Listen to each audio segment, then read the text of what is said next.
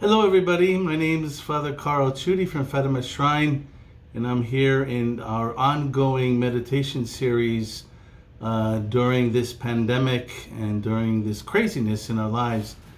I wanted to reminisce a little bit about the wonderful prayer we had last night, our ecumenical prayer, led by the First Congregational Church, Bonnie and Alice and Kitty and Eva and others there.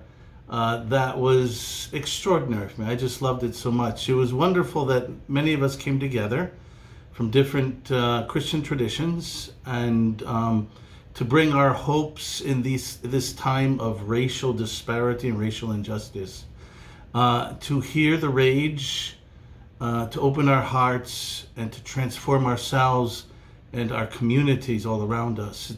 It's amazing, I think, what we demand from prayer. That prayer somehow in some way needs to trigger this, that needs to instigate it somehow. I don't know about you, but in all my years, I have always struggled with prayer. In my tradition, there are many different ways of praying. We put them in two large categories called discursive prayer, which is prayer that's prayer with words. They can be prayers, formula prayers, spontaneous prayers, prayers with images, prayers with music, and so on and so forth. And then there's another type, a bit more daunting, called contemplative prayer. And there's a wordlessness and a thoughtlessness to it all. It's a sense of being, opening our hearts and consenting to the presence of God in our lives without saying anything, really. And that in particular is a prayer I'm drawn to. It's particularly what we call centering prayer, which is across all of our traditions, I think, centering prayer is prayed by a lot of people.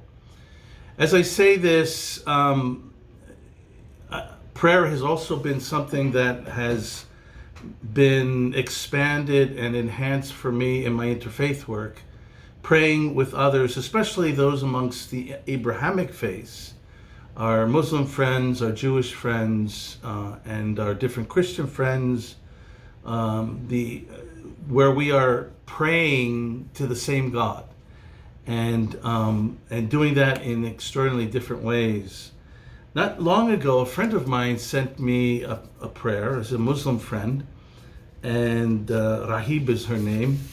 And she sent me this prayer, which I posted on my own Facebook page. I just loved it. Let me pray it for you right now.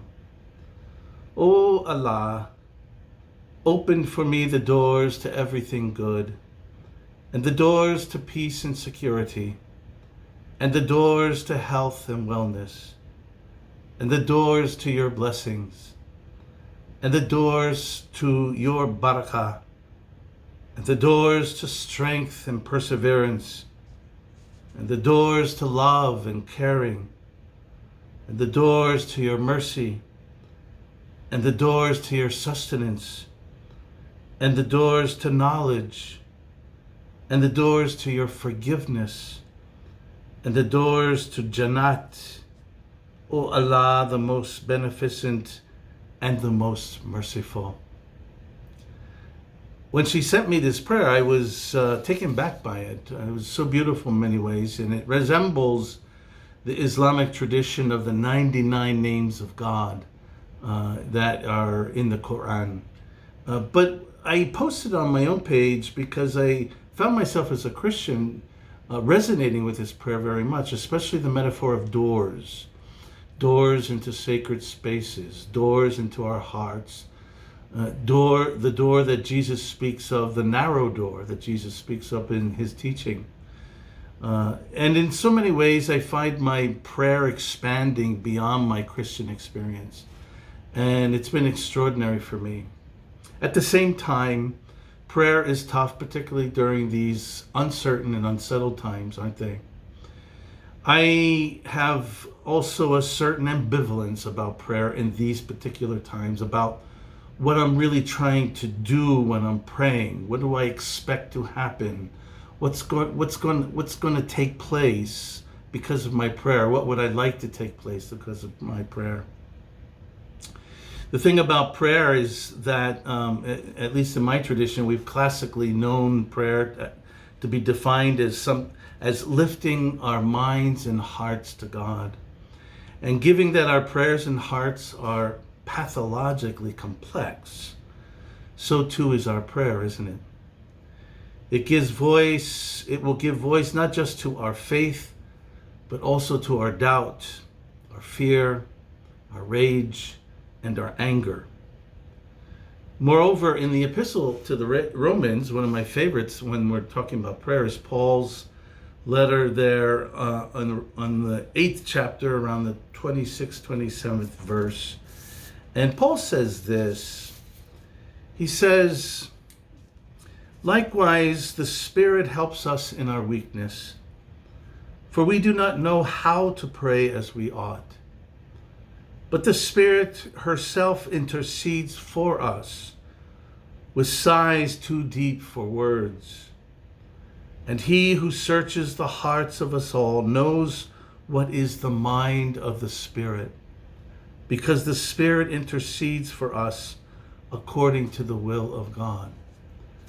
I love this image of somehow God praying through us, praying through our intrepidation, praying through our confusion, praying through our disunity and fragmentation, that somehow in some way in all of these things, that my prayer, which is really a mixture of weakness, honesty, complexity, and faith, is really the power of the Spirit, the Holy Trinity, that is praying through all of us. I think our prayer last night in many ways was not merely our prayer to God, to Christ, and to each other, but it was response to the very needs that God invites us to today.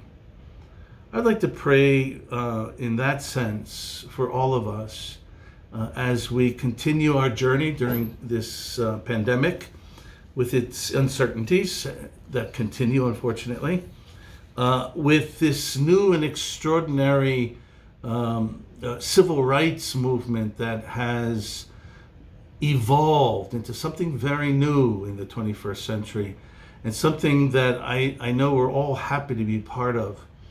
As we do so, with all the uncertainties and complexities in front of us, what we do is offer to God, if nothing else, our own helplessness and confusion, and ask God to fill us with courage and hope.